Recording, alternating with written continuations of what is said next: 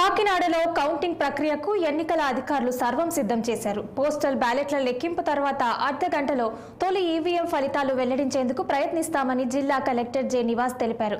ఎన్నికల అనంతరం ఈవీఎంలకు 3 అంచెల భద్రత నడుమ పూర్తి స్థాయిలో రక్షణ కల్పించామని, కౌంటింగ్ ఏర్పాట్లు కూడా అదే స్థాయిలో చేస్తున్నామని వెల్లడించారు. ఆ సమయంలో ఎటువంటి అల్లర్లకు, ఘర్షణలకు తావు లేదన్నారు. ఎవరైనా అల్లర్లు చేసే ప్రయత్నం చేస్తే కఠిన చర్యలు తీసుకుంటామంటున్న కాకినాడ కలెక్టర్ నివాస్తో దూరాని ఫేస్ టు ఫేస్.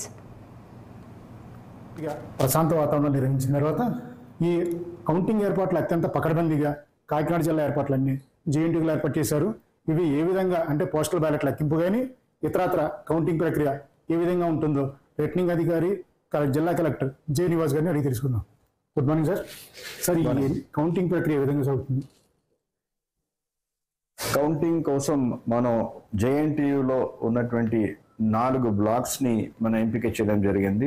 అక్కడ స్ట్రాంగ్ రూమ్ ఏర్పరిచి పోల్ అయినటువంటి ఈవీఎం అన్ని కూడా అక్కడ భద్రపరచడం అనేది జరిగింది. దానికి కేంద్ర బలగాలు, మరి మనం state armed police, civil police అందరూ దానికి ఇప్పుడు సెక్యూరిటీ అందిస్తున్నారు.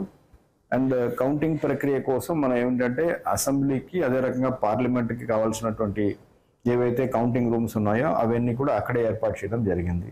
సో ప్రతి రూమ్లో కూడా ఈవీఎం టేబుల్స్, అదే రకంగా పోస్టల్ బ్యాలెట్ టేబుల్స్, అదే రకంగా ఈటీపీబీఎస్ కౌంటింగ్ టేబుల్స్, అంటే ఈటీపీబీఎస్ ప్రీ కౌంటింగ్ టేబుల్స్, ఇవి 3 రకాల ఒక టేబుల్ అరేంజ్మెంట్ అని అక్కడ ఉంటుందన్నమాట. సో దీనికి టేబుల్స్కి కావాల్సినటువంటి కౌంటింగ్ ఏజెంట్ని క్యాండిడేట్స్ అపాయింట్ చేసుకోవచ్చు.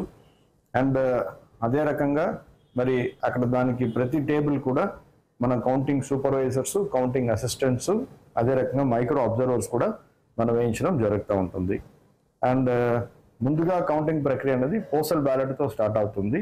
పోస్టల్ బ్యాలెట్ స్టార్ట్ అయిన అనంతరం, అంటే 8 గంటలకి పోస్టల్ బ్యాలెట్ స్టార్ట్ అయినటువంటి అనంతరం ఒక అరగంట తర్వాత అక్కడ అసెంబ్లీ కాన్స్టిట్యున్సీస్లో అక్కడ ఈవీఎం మన బ్యాలెట్ అనేది ఈవీఎం కౌంటింగ్ అనేది స్టార్ట్ చేయడం జరుగుతూ ఉంది. సో ఇది జనరల్ అరేంజ్మెంట్ మనం ఇప్పుడు చేస్తున్నది. ఈ పిఠాపురం ఎన్నిక గురించి కొన్ని కౌంటింగ్ సమయంలో ఘర్షణ జరగవచ్చని వదంతులు వస్తున్నాయి. అసలు ఎంతవరకు అది సాధ్యమని అది?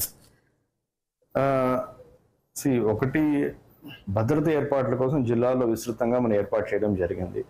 ఒకటి, జిల్లా వ్యాప్తంగా 144 సెక్షన్ అమల్లో ఉంటుంది ఆ రోజు మనకి.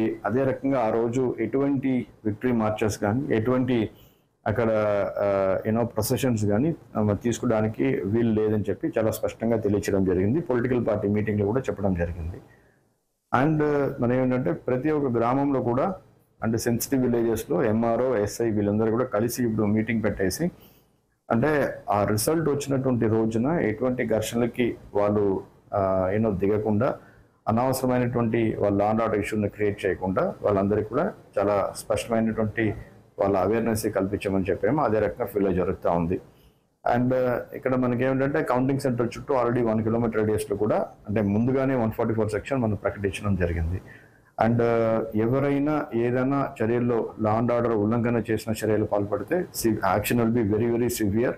We will be taking all the measures, అంటే ఏం కావాలో అవన్నీ కూడా చేయడం జరుగుతుంది. We don't want any situation of law and order coming in to hand. Whatever it may be minor or major, we will not allow any situation to arise. ఎన్నికలు ఎంత స్వేచ్ఛాయుత శాంతియుత వాతావరణంలో నిర్వహించామో